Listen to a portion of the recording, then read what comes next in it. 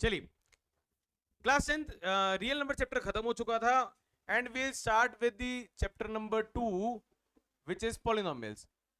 Polynomial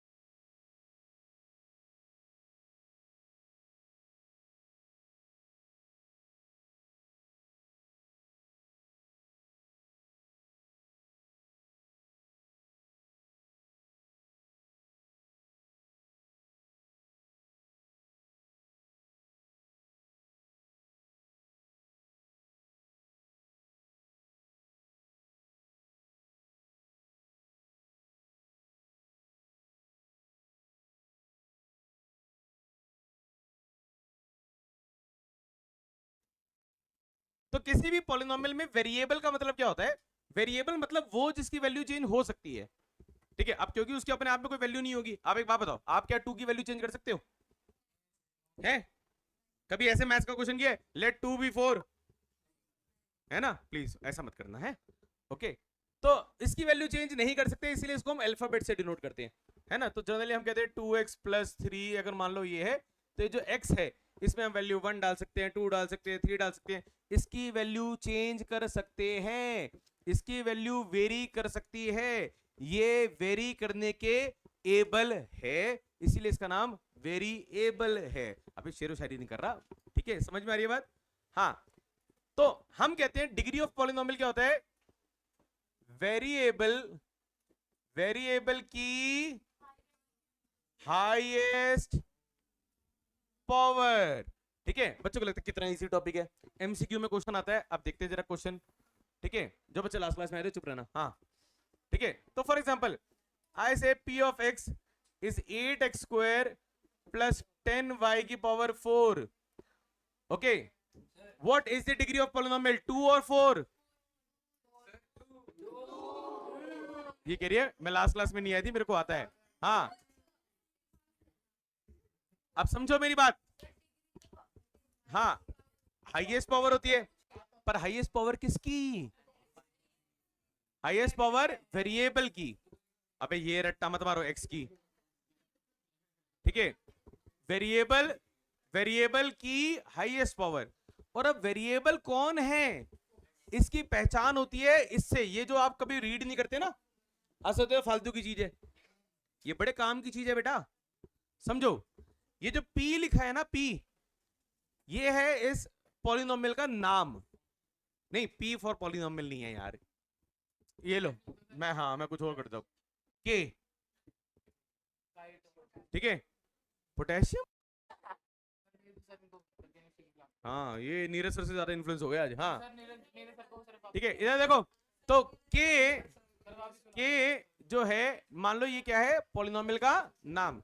ठीक है fine, और अंदर ही जो ब्रैकेट में लिखा होता है ना, इसे बोलते हैं के ऑफ, और ये है एक्स। एक्स मतलब इसके अंदर वेरिएबल सिर्फ एक्स है। आप सिर्फ उसी की वैल्यू चेंज कर सकते हो, दूसरे की वैल्यू चेंज नहीं कर सकते। तो यहां पर y की वैल्यू चेंज हो सकती है? नहीं हो सकती ना। ठीक है, अभी फॉर एग्जांपल मैं अगर k में वैल्यू ले लूं 2, तो k ऑफ 2 क्या हो जाएगा? x की वैल्यू 2, पर y में थोड़ी वैल्यू डाल दूंगा मैं, तो y की वैल्यू चेंज हुई? y की वैल्यू चेंज, ठीक है, हाँ हाँ चलो 4, ठीक है, मैं क्या कह रहा हूं, y की वैल्यू चेंज हुई? नहीं ना। ठीक है, तो क्योंकि y की वैल्यू चेंज नहीं हुई, इसीलिए y वेरिएबल है? y वेरिएबल है नहीं, y कांस्टेंट है। Are you getting it? हम कह रहे थे वेरिएबल की हाईएस्ट पावर, वेरिएबल कौन है? x, तो x की हाईएस्ट पावर क्या है? 2, तो डिग्री ऑफ पॉलिनोमियल क्या है? 2। समझ में आ रही है बात? ठीक है। इसी तरीके से अगर मैं बोलूं कि x, y वो है 8x² प्लस 10y की पावर 4, अब यहां पर x और y दोनों हैं, तो वो दोनों वेरिएबल हैं, अब क्या होगा? Degree of polynomial is 4। समझ में आ रही है बात? पक्का? कोई दिक्कत तो नहीं? एक second,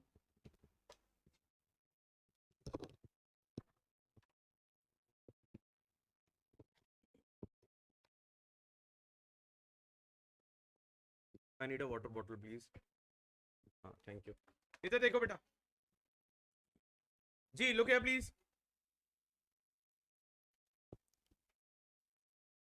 suffering from bad throat जी। अब ये तो हो गया डिग्री ऑफ पॉलिनोमियल। अब डिग्री ऑफ पॉलिनोमियल, जब किसी पॉलिनोमियल की, कोई बात, जब किसी पॉलिनोमियल की डिग्री 1 होती है, आप लोगों ने 9th में पढ़ा हुआ है, फटाफट से रिवाइज कर लेते हैं। किसी पॉलिनोमियल की डिग्री 1 होती है तो उसको हम क्या बोलते हैं? Constant, linear.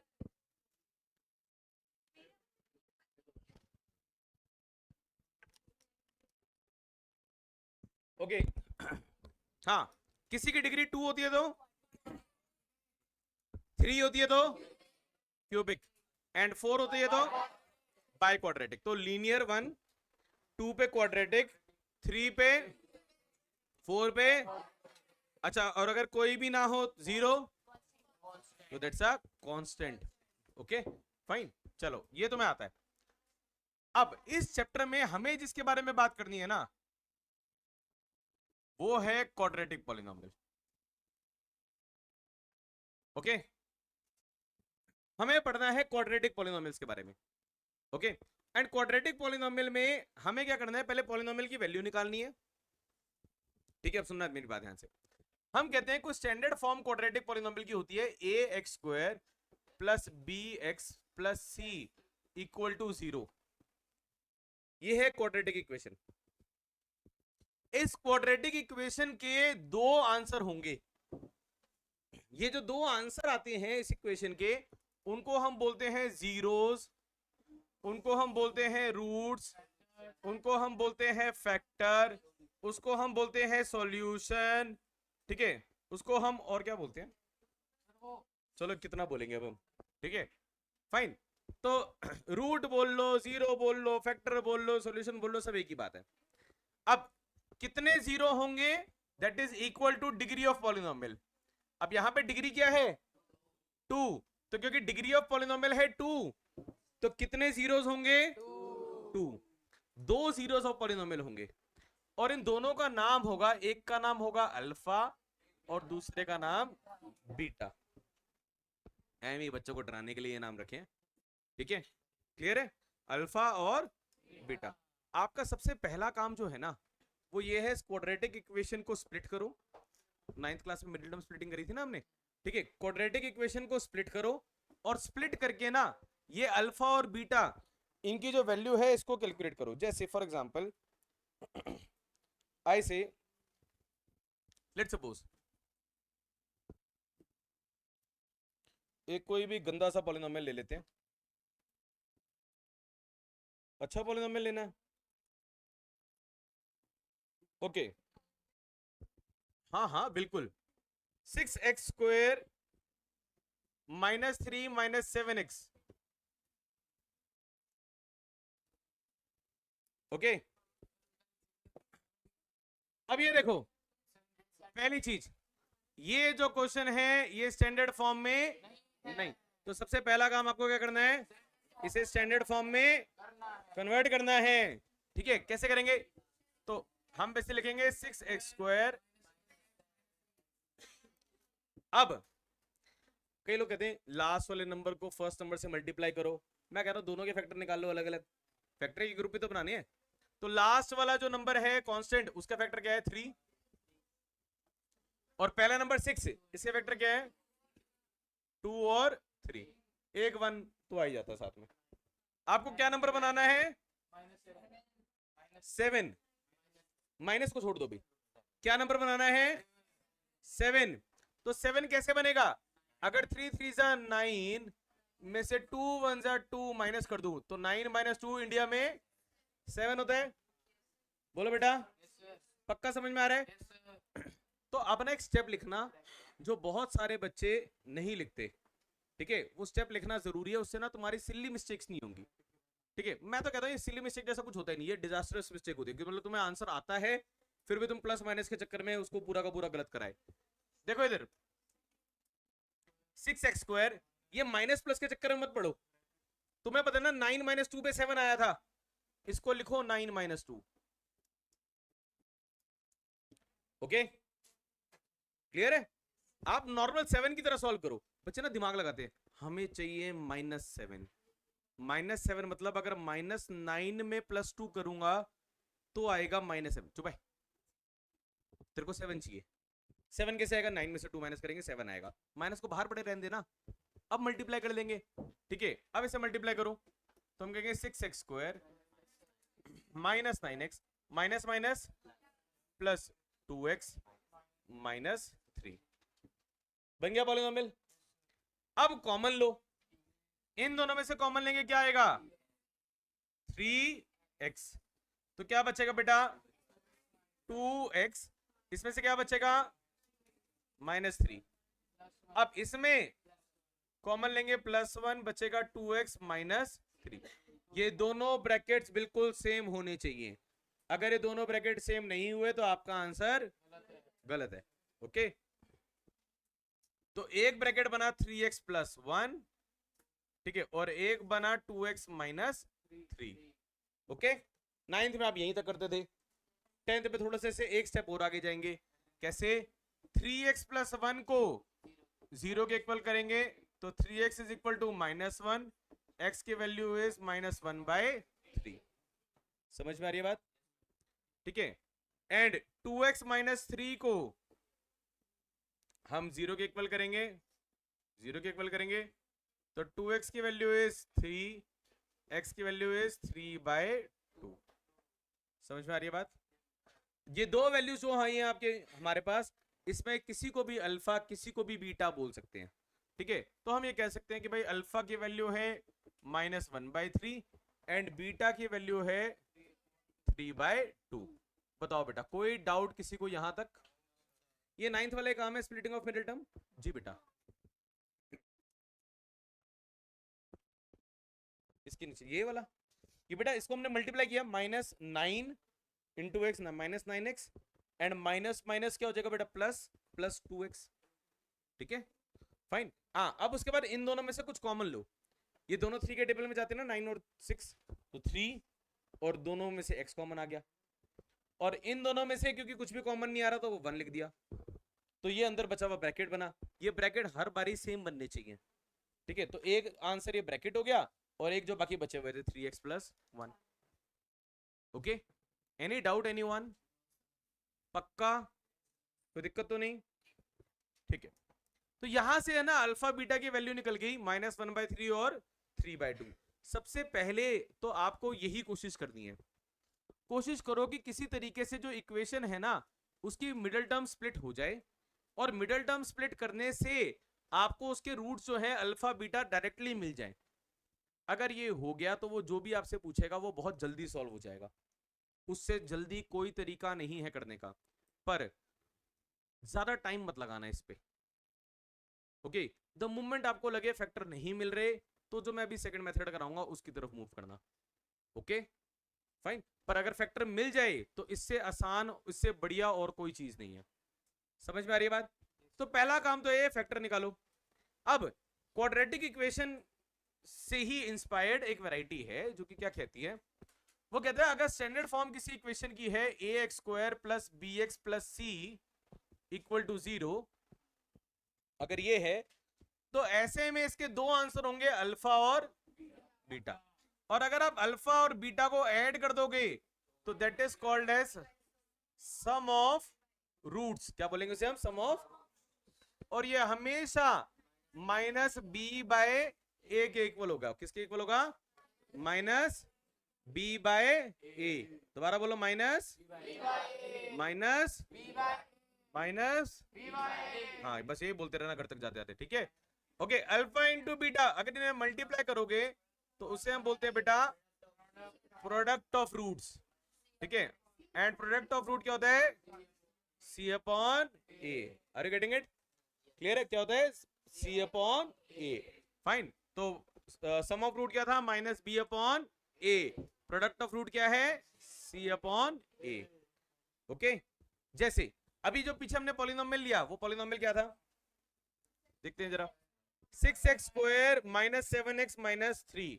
तो अगर मैं यहां पे लिखूं 6x² माइनस 7x माइनस 3, तो बिना अल्फा बीटा पता हुए मैं चेक कर सकता हूं अल्फा प्लस बीटा कितना होना चाहिए।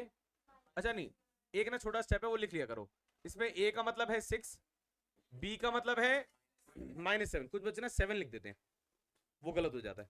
b का मतलब क्या है? -7। माइनस माइनस मत खाया करो, ठीक है?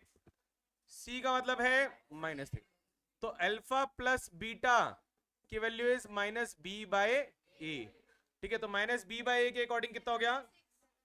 -7 बाय -7 बाय 6, तो इट इज 7 अपॉन 6।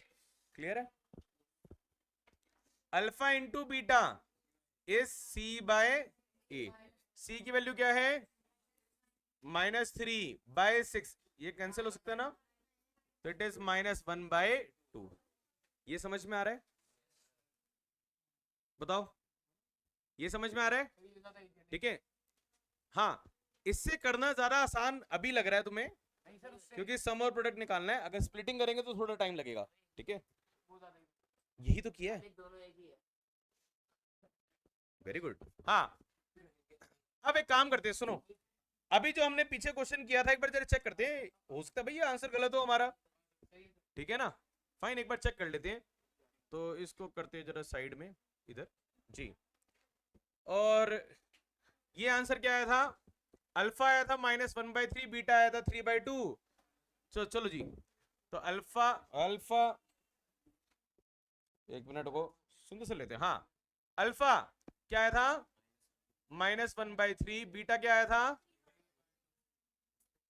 चलो जी, पहले अल्फा प्लस बीटा देखते हैं। वो होगा -1/3 प्लस 3/2, ठीक है?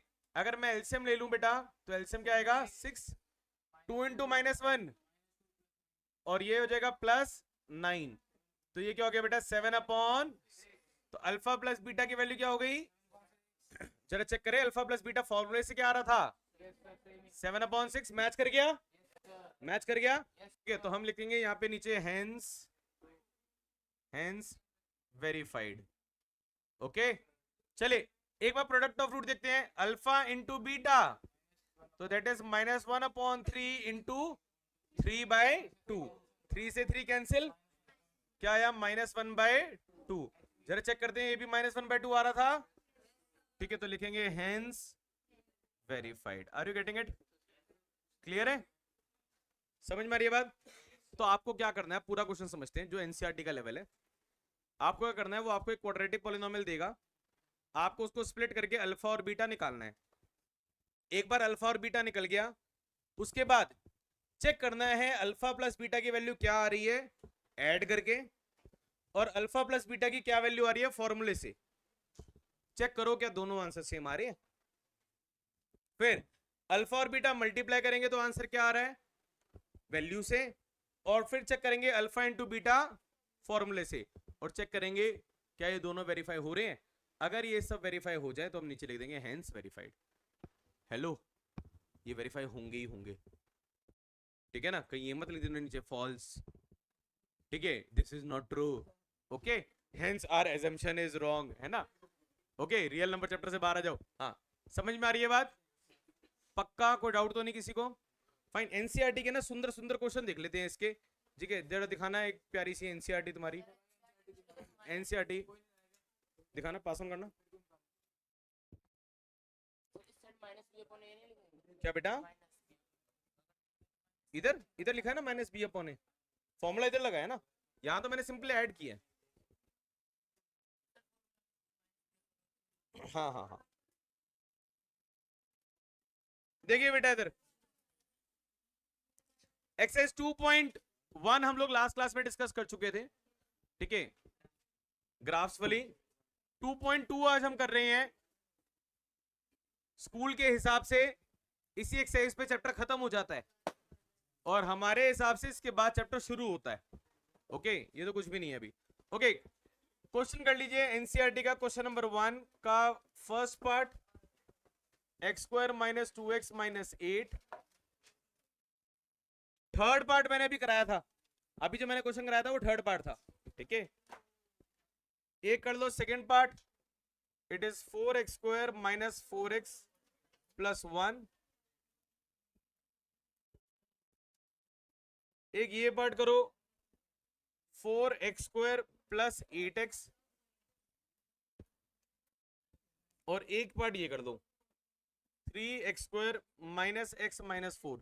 Please do not take more than 2 minutes for every part, try to do it as fast as you can. Split करो, अल्फा बीटा की वैल्यूज निकालो और निकाल के relation sum of root product of root check करो, देखो answer match कर रहा है कि नहीं कर रहा, ओके। लुक हियर, देखिए बाकी सारे पार्ट तो एनसीईआरटी वाले थोड़े इजी हैं, एक थर्ड वाला पार्ट थोड़ा सा कॉम्प्लिकेटेड है। ये देखिए, इधर देखो,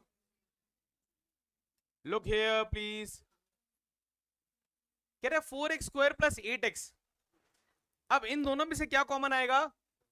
इन दोनों में से सीधा कॉमन लो 4x, इसको मिडिल टर्म को स्प्लिट करने की जरूरत नहीं है, ठीक है।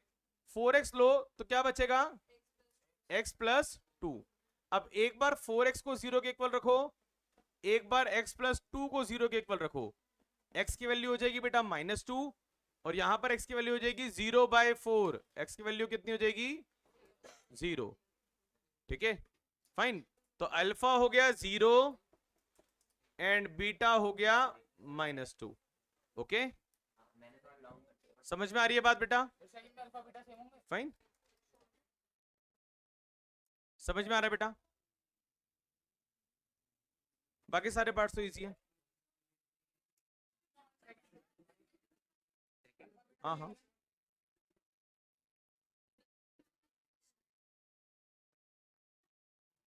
ओके, चलिए इसमें sum of root product of root को लेके डाउट है, ये भी देख लेते हैं। ये देखिए, ये देखिए, हाँ, 4x स्क्वायर प्लस 8x, अब कुछ नहीं है तो वो 0 है, ठीक है। तो इसका मतलब a की वैल्यू हो गई 4, b की वैल्यू है 8, c की वैल्यू है 0।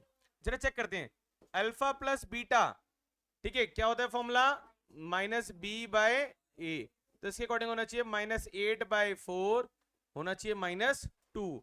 जरा हम चेक करें, अल्फा प्लस बीटा हमारा कितना आया था? 0 प्लस -2, आंसर आएगा -2। हो गया वेरीफाई, ओके। अगला देखो, अल्फा इंटू बीटा क्या होना चाहिए? c/a, c/a मतलब 0/4 यानी 0। और अगर मैं अल्फा और बीटा की वैल्यूज को मल्टीप्लाई करूं, अल्फा की वैल्यू थी 0, बीटा की वैल्यू थी -2, तो 0 इंटू -2 क्या हो जाएगा? 0। ये भी मैच कर गया, verified. Are you getting it? समझ में आ रही बात? हाँ, सम ऑफ रूट को भी चेक करना पड़ेगा, प्रोडक्ट ऑफ रूट को भी चेक करना पड़ेगा, हाँ दोनों में। अबे सिंगल से चेक कैसे करेगा? ये लिख लेगा, चेक करने के लिए दूसरा भी तो करना पड़ेगा। Are you getting it? तभी वो रिलेशन वेरीफाई होगा। समझ में आ रही है बात? पक्का? कोई डाउट तो नहीं किसी को? समझ में आ रहा है अच्छे से? ठीक है। एंड कौन सा वाला? पहले सबसे पहले स्प्लिट करो, स्प्लिट करके अल्फा बीटा की वैल्यू निकालो, और फिर एक बार सम ऑफ रूट को माइनस बी बाई ए के इक्वल रखो, और एक बार सम ऑफ रूट को ऐड करके लिखो। पहले बाद में कुछ भी कर सकते हो, कोई दिक्कत नहीं है, ठीक है, बस आंसर सेम आना चाहिए, ठीक है। बेटा अल्फा बीटा की वैल्यू तो निकलेगी मिडिल टर्म स्प्लिटिंग से, ये मिडिल टर्म स्प्लिटिंग ही है, पर इसमें क्योंकि मिडिल टर्म जो है वो है नहीं, इसलिए इसी वजह से किया, ओके।